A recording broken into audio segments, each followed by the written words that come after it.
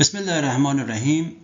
به جلسه دوم یا ویدیوی دوم از درس یا فصل پنجم، فصل التهاب خوش آمدید. در این فصل میخوایم راجع به وقایع سلولی و عروقی صحبت بکنم براتون و همونطور که خاطرتون هست در درس اول یا جلسه اول نکات بیسیک و پایه در بحث التهاب ها تعریف شد براتون و الان میخوایم بریم یه مقدار روی آناتومی در واقع عروق صحبت کنیم و بعد بریم روی بحث واکنش های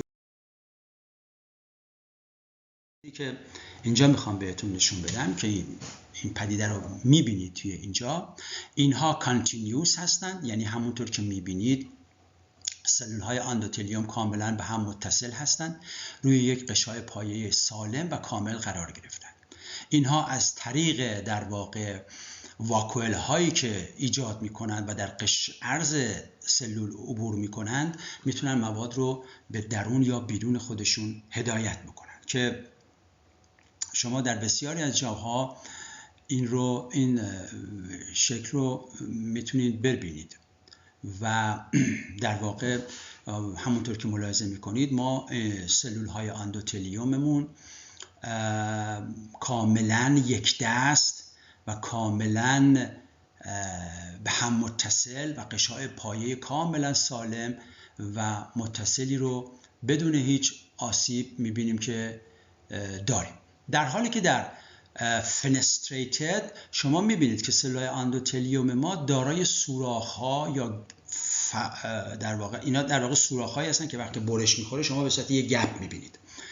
فنسترا دارن، یعنی سوراخدار هستند و از طریق این سوراخدارها مواد به بیرون راه پیدا میکنه. اگرچه سلول اندوتلیوم ممکن است به هم وصل باشند ولی این سوراخ‌ها در دیواره سیتوپلاسمی اونها وجود داره و اونها میتونن از این طریق مواد رو به بیرون یا درون خودشون هدایت بکنن که به هر حال بسته به نوع بافتی که در اینها قرار گرفتن فعالیت و وظیفه خودشون رو انجام میدن. مثلا شما در گلومرول های کلیه این نوع به اصطلاح مویرگ رو در گلومرول های کلیه دارید، یا مثلا ما در مورد فرض کنید آلوول ها مون در دیوار رگمون این رو داریم که میتونه برای تبادل گازها و نقش داشته باشه. در شکل سوم که به نام دیسکانتینیوس یا غیر ممتد گفته میشه، شما میبینید علاوه بر اینکه در اندوتلیوم دیواره رگ ما گپ، یعنی در واقع اون سوراخ‌ها و حفرات وجود داره، بلکه در غشای پایه هم عدم یک نواختی و یک دستی وجود داره و لذا ما میبینیم که مولکول‌های بزرگی میتونن از این به بیرون راه پیدا بکنن. مثلا فرض کنید در سینوزوئیدهای مثلا همین رو تحت عنوان مویرگ‌های سینوزوئیدی هم میگه، مثلا سینوزوئیدهای کبدی یا در طحال میتونیم این رو ببینیم. این دسته پس continuous, fenestrated, discontinuous یا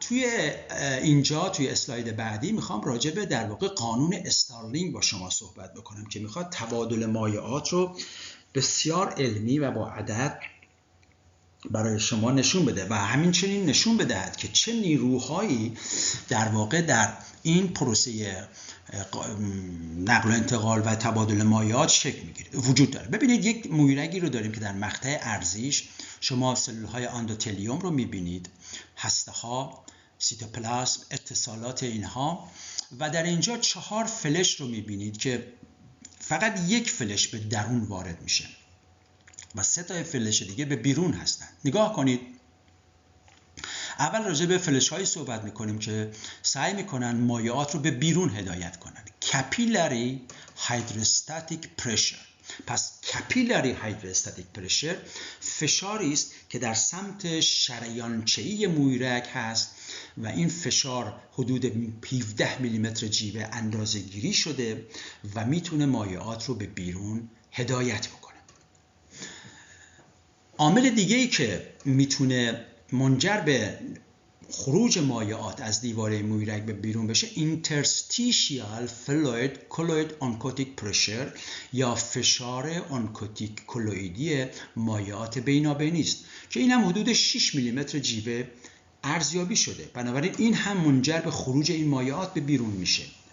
اما شما میگید مایعات بیرون، خب اگر قرار باشه فشار آنکوتیک داشته باشن پس باید یک بخش فشار هیدروستاتیک هم داشته باشن، اما فشار هیدروستاتیک مایعات خارج از دیوار مویرگ این عدد منفی است، لذا باعث میشه مایعات به بیرون راه پیدا بکنن. پس 3 تا نیرو داره جمعاً کمک میکنه برای خروج مایعات به بیرون از رگ، حدود 17 6 5.3 که میشه 28.3.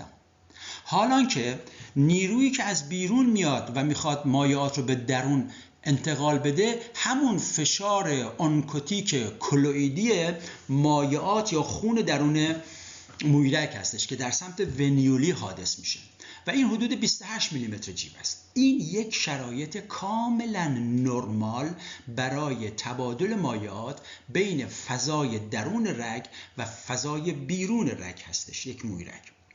و این 28 میلیمتر جیوه که مایعات رو به سمت درون میکشونه نسبت به 28.3 میلیمتر جیوه که مایعات رو به بیرون میکشونه طبیعتاً حدود 3 میلیمتر جیوه کمتره که اگر همین 3 میلیمتر جیوه به تدریج هی افزایش پیدا کنه که تمام مایعات به تدریج از رگ خارج میشه و ما دچار یک ادم سراسری میشیم و از بین میره موجود زنده. لذا یک رگ‌هایی داریم به نام رگ‌های در واقع مویرگ‌های لنفی که یک انتهای بسته دارن و اینها مایعات رو به بیرون هدایت میکنن، تخلیه میکنن، میبرن و از طریق رگ‌های اصلی لنفاوی مایعات جمع شده رو، یعنی مایعاتی که در میان بافت بوده جمع کرده رو میبره وارد گردش خون میکنه.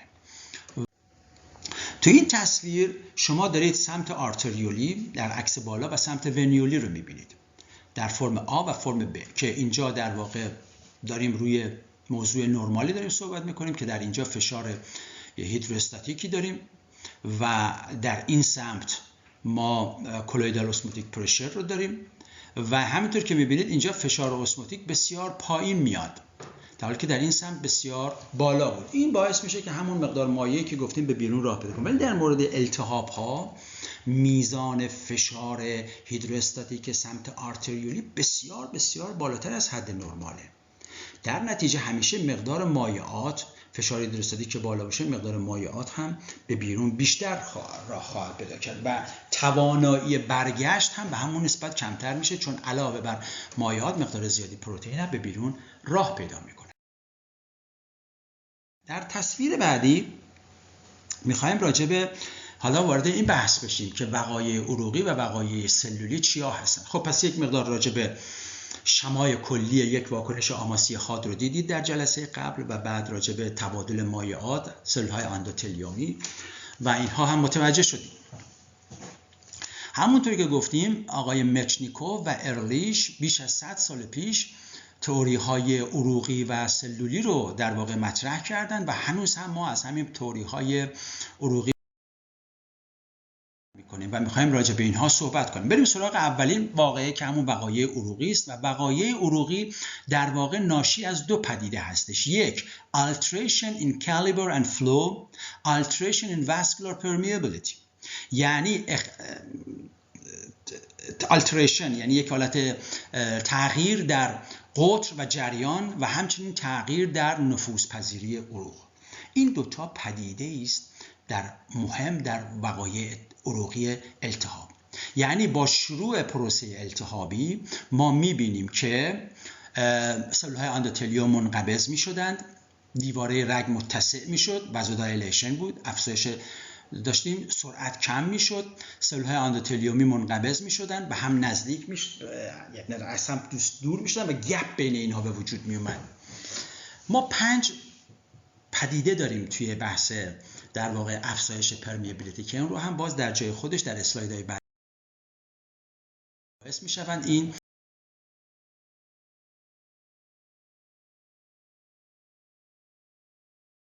بیفته.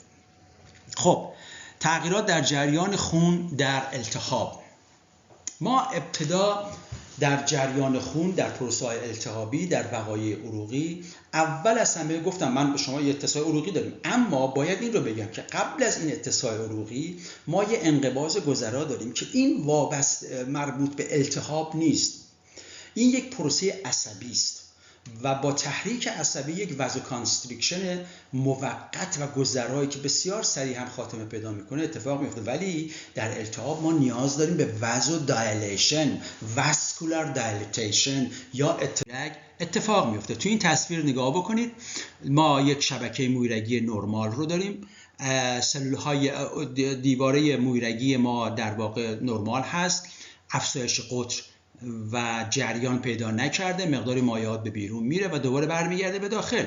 حالا که در یک وضعیت التهابی ما افزایش یعنی تغییر در قطر داریم، تغییر در جریان داریم که واسطه های شیمیایی که اینجا کیمیکال مدییتورز یا واسطه های شیمیایی که میان این تغییر رو به وجود میارن و باعث افزایش قطر، کاهش جریان و افزایش نفوذپذیری میشن، مثل PGE2 و مثل هیستامین یا مثل نیتریک اکساید. اینها یک به یک ما راجع به اینها صحبت خواهیم کرد که کجا و چگونه آزاد میشن. شما یواش یواش دارید با بحث واسطه‌های شیمیایی التهاب هم آشنا میشید. پس تبدیل یک شبکه مویرگی نرمال با یک فشار هیدروستاتیک نرمال، فشار کلویدی و آنکوتیک نرمال در طرف وریدچه‌ای وقتی میخواد به یک بستر مویرگی التهابی تبدیل بشود، یعنی عروقش اتساع پیدا بکنند، کاهش در جریان اتفاق بیفته و مایعات با پروتئین زیاد و سلول‌های التهابی از دیواره رگ به بیرون راه پیدا بکنند.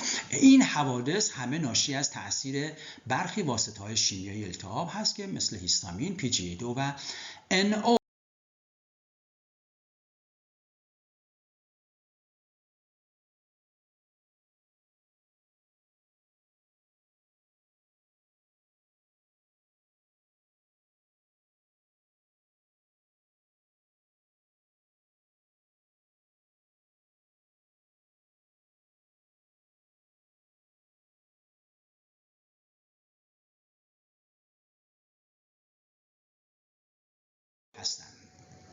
تغییرات در نفوذپذیری عروق رو داریم. ببینید ما وقتی که صحبت از تغییر در نفوذپذیری عروق رو میگیم، پس دو تا بحث داشتیم دیگه. یک بحث تغییر در جریان بود، تغییر در قطر بود، کالیبر بود، تغییر در فلو بود و بعد هم افزایش نفوذپذیری.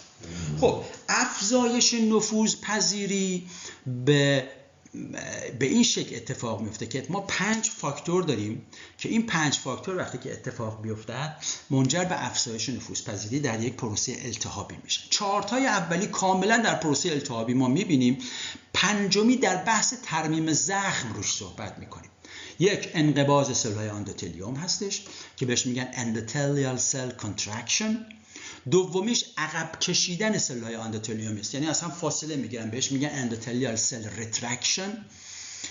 سوم آسیب به سلولهای اندوتلیومی توسط مثلا خود عوامل آسیب رسان است که این یک آسیب مستقیم هست مثلا ویروس ها، باکتری ها، سموم، اینها سلول اندوتلیوم رو مستقیما آسیب میرسونن. و چهارم آسیب به سلول‌های اندوتلیومی با واسطه آنزیم های گوارشی است که لوکوسیت ها آزاد میکنن. پس این نشون میده که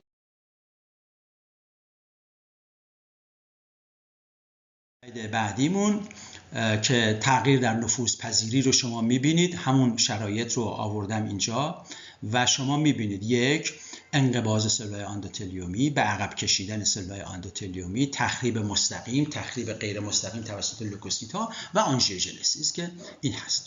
در اسلاید بعدی باز فکر میکنم تصویر دیگه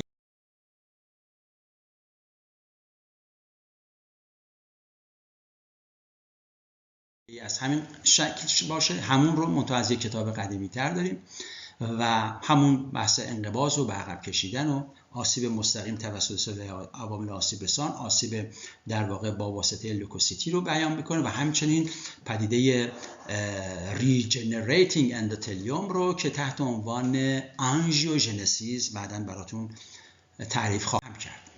تو این تصویر شما میبینید که همون پدیده اندوتلیال کانترکشن رو داره نشون میده. شما دیدید که هیستامین باعث اتساع در عروق میشد، باعث انقباض سلول اندوتلیومی میشه. همونطور میبینید که عامل آسیب رسان میتونه منجر به آسیب در سلول اندوتلیوم بشه، مثلا سوختگی ها. سلول اندوتلیوم لوکوسیتی وارد عمل میشن، سلول اندوتلیومی رو میتونن تخریب بکنن و پایان جلسه دوم که در حدود 17 دقیقه طول کشید و امیدوارم این بحث هم مورد پسندتون باشه، مفید باشه و بتونه اطلاعات کافی به شما داده باشه. خب این تصویر که صفحه 16 هم در واقع هستش که میبینید، باز هم این رو قبلا هم چون نگاه کردیم من نمیخواستم راجع بهش صحبت بکنم، باز یک بستر مویرگی نرمال رو داره به شما نشون میده. فشار هیدروستاتیک دارید، فشار اونکوتیک دارید و در نهایت ما میبینیم که مایعات اضافی از طریق سیستم لنفاوی بازجذب میشه، تخلیه میشه، حالا که در یک پروسه التهابی حاد عروق اتساع پیدا میکنند، افزایش نفوذپذیری پیدا میکنند، فشار هیدروستاتیک بسیار بسیار بالاست، در نتیجه مقدار زیادی مایعات، پروتئین ها و سلول ها به بیرون راه پیدا میکنند و پروسه التهاب رو ادامه خواهند داد. خیلی خوب، امیدوارم که این بحث مفید براتون بوده باشه و اطلاعات لازم رو در پاسخ دادن به سوالات امتحانیتون موثر باشه.